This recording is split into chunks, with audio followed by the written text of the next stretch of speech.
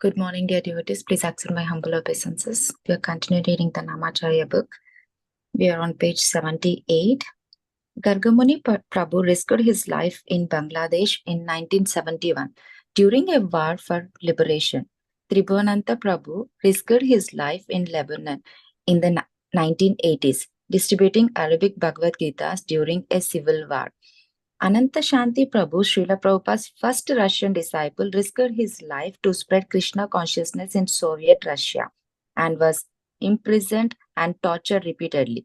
Many other Russian devotees were also imprisoned, tortured, beaten, and were killed in their efforts to spread Krishna consciousness. Haldini Prabhu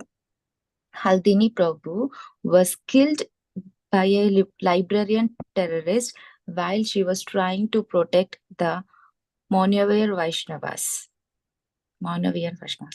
In Sarajevo, Bosnia, the Sankirtana devotee were repeatedly risked their lives during the 3-year war that took over 100,000 lives. The party were attacked by knives wielding Muslim soldiers in April of 1996, and several of the devotees were seriously wounded. There are so many other examples of devotees being firebombed, shot at, knifed, punched, pushed, shoved, spat upon, etc.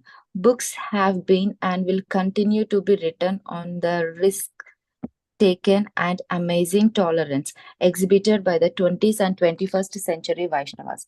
Devotees should never think that the courage exhibited by Haridasa Thakura is simply Leela and has no bearing on the present Sankirtana effects of sincere Vaishnavas. Haridasa Thakura does have an exalted state as an eternal associate of the Lord, but he was also a jiva, soul, who was firmly determined to serve the Lord unconditionally. His absolutely determined exhibitions for free will in Krishna's service is magnificent,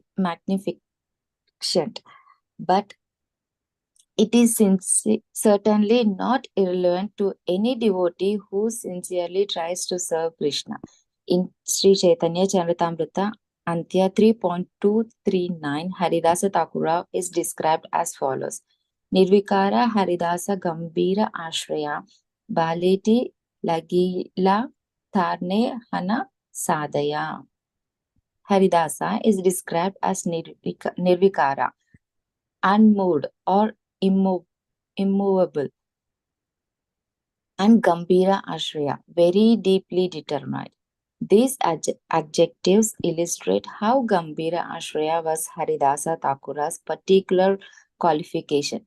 Gambira, very deep, and Ashraya, determination.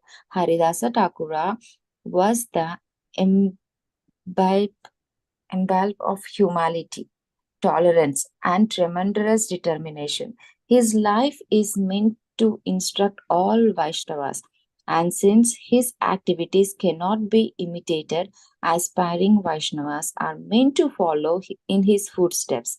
To spread Krishna consciousness require tolerance, determination, and courage. Without courage, tolerance, and determination, one cannot preach. Vrindavana Dasa Thakura offers a benediction to the readers. What to speak of Haridasa himself? Even one remembers his activities is immensely relieved of all material miseries. As he was being beaten, Haridasa Thakura was feeling compassion for the sinful gods who were beating him. And he prayed, "O Krishna, be merciful on these living entities. Forgive their offenses of torturing me." Haridasa was more worried about the sinful reactions that were to be visited upon all those responsible for his mistreatment and torture than he was for his own terrible from the material perspective situation. Haridasa Thakura that the Lord would be very angry at those responsible for the severe Vaishnava aparadha inflicted upon his sincere servant. So the Thakura began to pray for the deliverance of his torturers and the Lord forgiveness. Srila Bhakti Siddhanta Saraswati Thakura comments, such characteristics are also seen in the lives of Jesus Christ and Prophet Muhammad. The guards continue to beat Haridasa Thakura, attempting with their best efforts to kill him. However, not only were they unsuccessful in their endeavor, but Haridasa was not even disturbed by their beatings. Fear and astonishment entered the heart of the tormentors. They began to wonder how any human being could survive such treatment. If we beat someone in 2 or 3 marketplaces, they will die. But we have beaten him in 24 in 22 marketplaces. They thought he will not die, and moreover we see that he is smiling. He is the powerful saint. Srila Bhakti Siddhanta Saraswati Thakur comments on the word pid used with the gods. The word pid, the first Farsi word, refers to a Mohammedan saintly person who knows God or a widely respected great personality with extraordinary powers. I would like to summarize what we read today. In the very initial moment of the Krishna consciousness, there are so many struggles. We are very lucky in that point of now. We got everything, Prabhupada books, temples, prasadam, and everything was ready in our plate right now. We just have to practice and do chanting, read the Shastras, that's it.